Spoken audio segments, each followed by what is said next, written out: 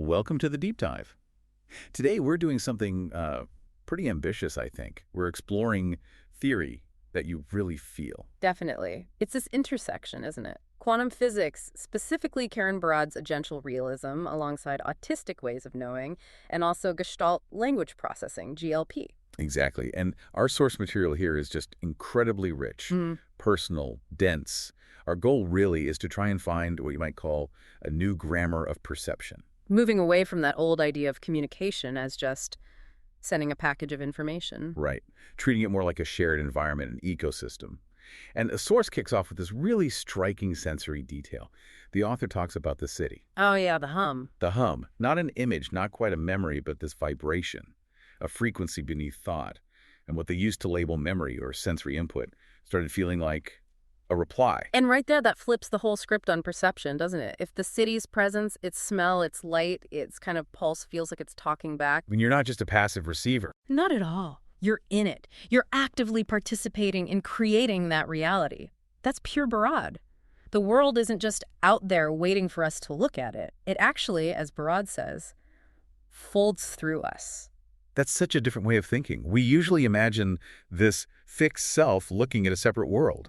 But this says the body's always tuned in, Yeah. and the world's always kind of responding, changing us in the process. Precisely. And this really gets to the heart of what we need to wrestle with today. It's a pretty revolutionary idea, actually. Which is? Well, if the flesh has already grasped the pattern, the hum, the coherence, the dialogue, what is theory then?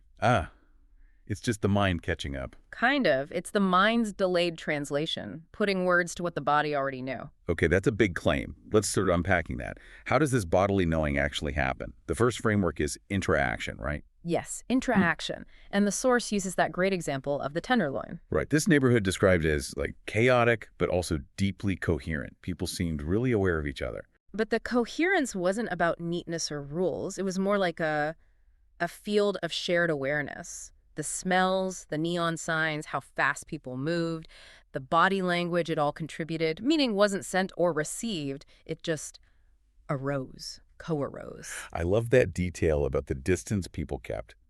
How a glance could register someone, acknowledge them, but without, like, claiming them or demanding anything back. Meaning, felt like a collective thing. The source calls it weather.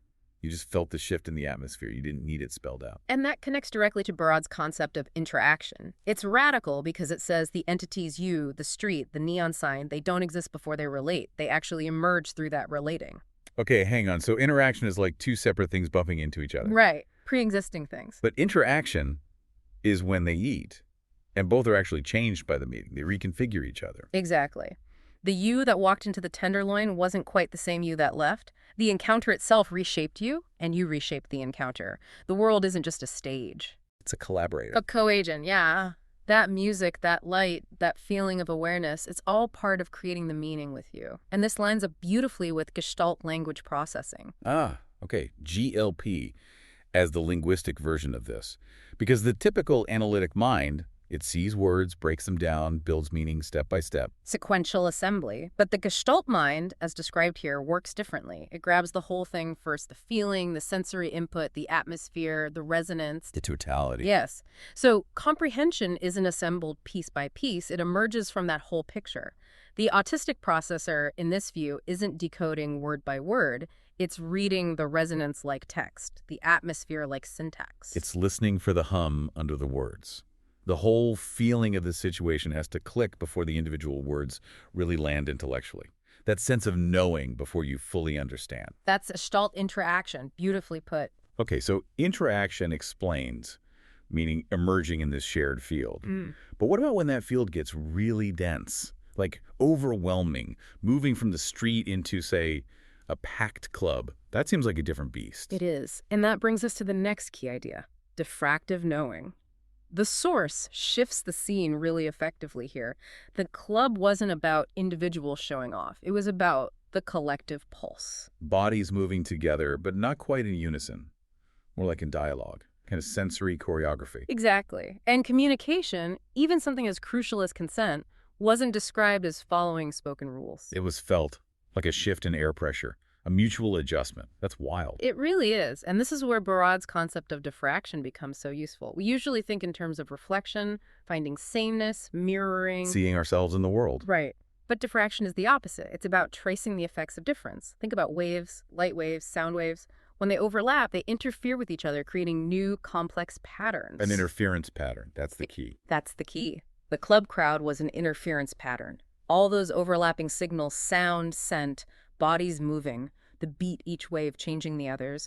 And the autistic body, the source suggests, reads this complexity not as chaos, but as meaningful texture. Wow. So what a different kind of mind might just call noise or overwhelm, getting all those signals at once to the Gestalt perceiver, that interference is the meaning.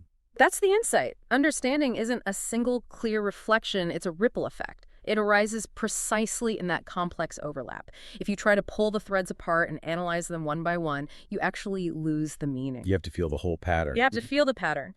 Diffraction shows us that difference isn't noise to be filtered out. It is the signal. It's how the world writes meaning across itself. Okay, but processing that level of complexity, it sounds incredibly intense. And the source is honest about that, right? The physical toll. Oh, absolutely. It describes those moments where the system just hits its limit, language disappears. The room might feel like it's tilting, pulse racing, pleasure and alarm feeling weirdly similar. Like the same voltage, yeah. And then the inevitable collapse. The nervous system finally getting a chance to, as the author puts it, parse what had passed through it. That physical reality feels crucial for the next concept. Material discursive entanglement. It is, because we tend to separate mind stuff, discursive, from body stuff, material. Barad says no, they're fundamentally entangled. They co-create each other. So that sensory overload, the collapse, it's not the system breaking. Not necessarily. It could be seen as the system doing incredibly complex work, material knowing. The nervous system engaged in, you might say, quantum-level computation. Taking in that whole diffractive field and processing its implications right there in the tissues. Exactly, which leads to a really important reframing of processing delay. That term often gets used negatively, pathologized. Right, like it's a deficit. But the source flips that. It suggests we think of it not as a lack, but as temporal depth. Temporal depth, meaning it takes time. It takes the time it takes. Understanding ripens out of time, or rather, on its own schedule. It might take hours, even days, to fully surface because the body is still processing, integrating everything at a material level. The source calls this fidelity to experience. Fidelity to experience. I like that. It's like the body refuses to give a quick, superficial answer. It waits until it's truly processed the whole thing. It honors the complexity.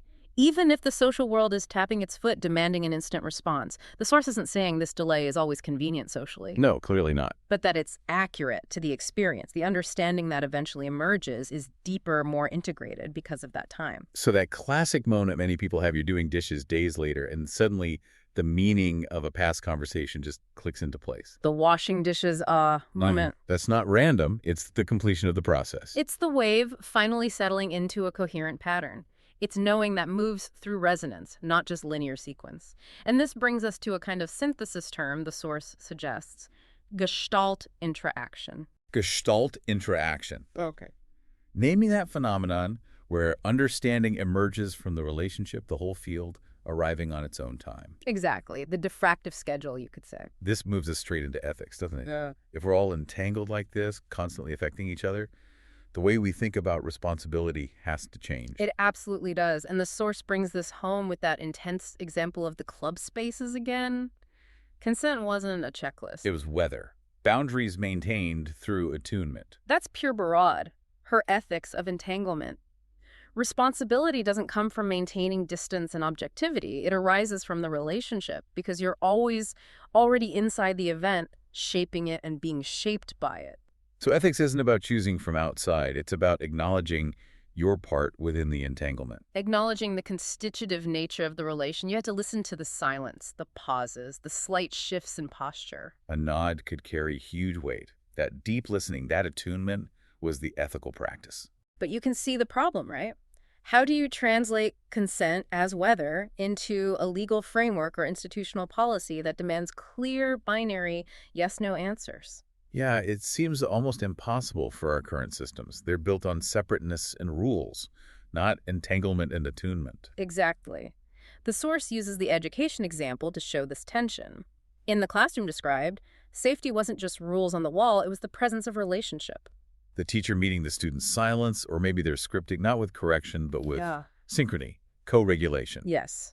Adjusting their shape to meet the student's shape, that mutual adjustment, that willingness to be changed by the encounter is what Barad calls responsibility, the ability to respond within the relationship. And that's often what systems miss, isn't it? They try to measure care, turn it into metrics, compliance checklists. Because they fear ambiguity. But this framework suggests that ethical living requires staying with the ambiguity, staying porous, being aware of how even small actions ripple through that shared field. It's an ethics of acknowledging the hum, you might say. Okay, so bringing this all together, the sources really lay out two fundamentally different ways of knowing, don't they? There's the entangled epistemology, Barad, Gestalt, versus the binary mechanical worldview. One that seeks to isolate, measure, predict, control. The other embraces complexity, emergence, relation. The quantum view essentially refuses those old behaviorist laws. It insists truth is felt co-created, not just extracted. And this contrast is made incredibly potent through the two kinds of quantum residue the source describes, the traces left in the body by these different ways of relating to the world. Yes, the first being the residue of joy. That afterglow of connection, the feeling from the Tenderloin safety, being truly seen, recognized.